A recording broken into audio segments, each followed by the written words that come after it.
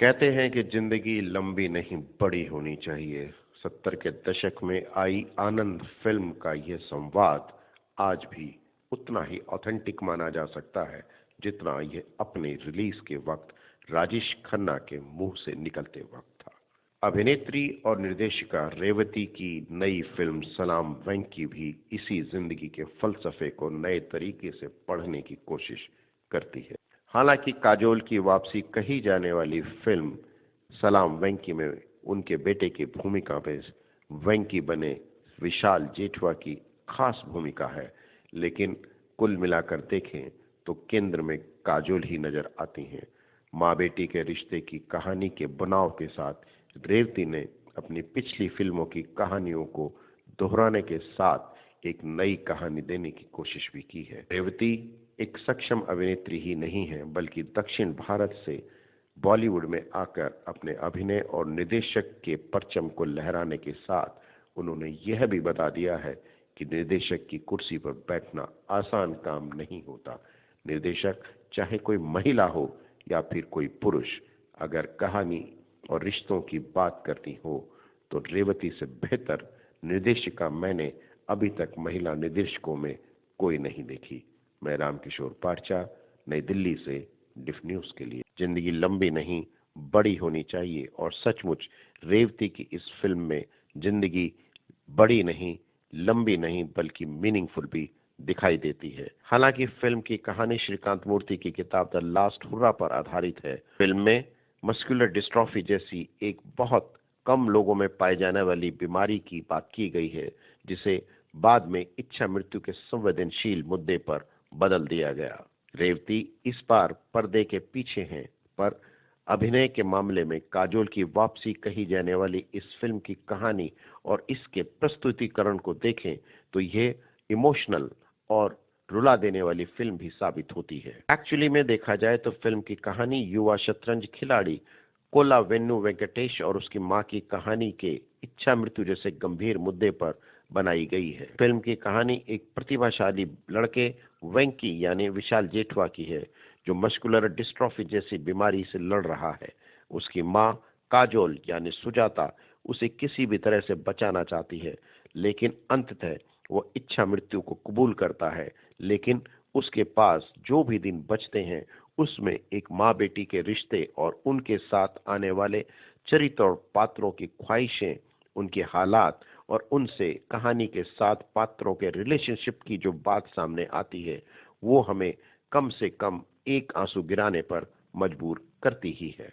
Film में काजोल यानी सुजाता को एक कानूनी लंबी लड़ाई लड़ते हुए देखा गया, जिसमें वो अपने बेटे के इच्छा मृत्यु के लिए ही नहीं बल्कि उसके बाद उसे याद रखने के एक संवेदनशील मुद्दे से भी गुजरती रहती है।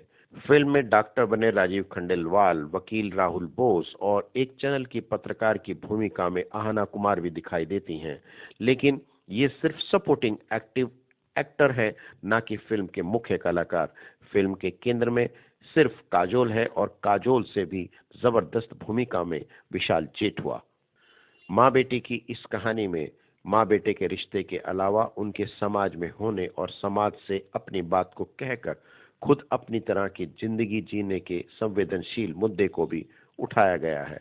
हालांकि फिल्म की कहानी शुरू में थोड़ी सी लचर और ढीली और सुस्त है, लेकिन जैसे जैसे कहानी आगे बढ़ती है उसके चरित्रों और पात्रों के साथ फिल्म का ग्रामर और कंटेंट हमारे साथ जुड़ता जाता है।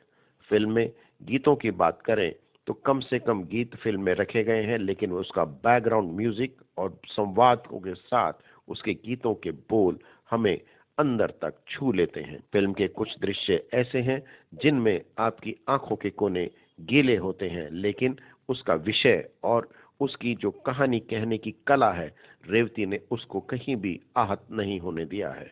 फिल्म में कई हिस्से ऐसे हैं जहां आपके आंखों के कोने गीले हो जाते हैं, लेकिन रेवती ने आपकी आंखों के पानी को संभालते हुए कहानी को आगे बढ़ाकर अपने निर्देश के पक्ष को मजबूत रखने की कोशिश की है। फिल्म में मिथुन के संगीत के साथ संदीप श्रीवास्तव और कौसर मुनीर ने गाने लिखे हैं। जिंदगी बड़ी होती है जैसा गाना दिल को छू भी जाता है, लेकिन कुल मिलाकर फिल्म में रेवती ने अभिनय के जरिए जो बिंब और प्रतीक रचे हैं, उनमें काजोल ने अपनी वापसी को साबित किया है। लाल साड़ी में काजोल को देखना अच्छा लगता है, लेकिन काजोल की एक बात मुझे कभी अच्छी नहीं लगी। जब वो कचकचा कर अपने संवाद बोलती हैं तो उनका चेहरा बिगड़ जाता है, दांत दब जाते हैं और उनका अच्छा खासा चरित्र पानी में जैसे बहकर एक किनारे लग जाता है। पर काजोल ने कोशिश की कि वो वापस आई हैं तो लोग उन्हें देखें ही नहीं बल्कि उनकी प्रशंसा भी करें। विशाल बेहतरीन अभिनेता हैं। मर्दानी में उन्होंने जिस तरह की परफॉर्मेंस दी थी, उसके बाद उन्हें यहाँ देखना बहुत अच्छा लगता है। राजीव खंडेलवाल, राहुल बोस, आहाना और आमिर खान छोटी छोटी भूमिकाओं में दिखाई देते हैं, लेकिन अंत में आमिर खान का फिल्म के पर्दे पर आकर सबको चौंका देना एक सुकून देता है। अब बात करते हैं कि हम इस फिल्म को आखिर क्यों देखें। फिल्म में माँ बेटे की भूमिका में माँ बेटे के रिश्ते की बात ही नहीं की गई है, बल्कि माँ और बेटे के साथ सामाजिक रिश्तों के साथ हमारी मृत्यु और जीवन से जुड़ी जिस बहस को देखने की कोशिश रेवती ने की है, वो कमाल की है।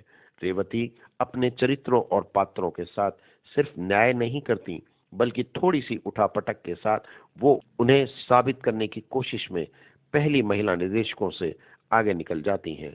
पर्दे के पीछे रहकर उन्होंने अपनी जिम्मेदारी इसलिए भी निभाई कि आप कह सकें कि नहीं, सलाम वेंकी को मैं एक बार तो देखने जाऊंगा ही। मैं रामकिशोर पारचा, नई दिल्ली से डिफ न्यूज के लिए।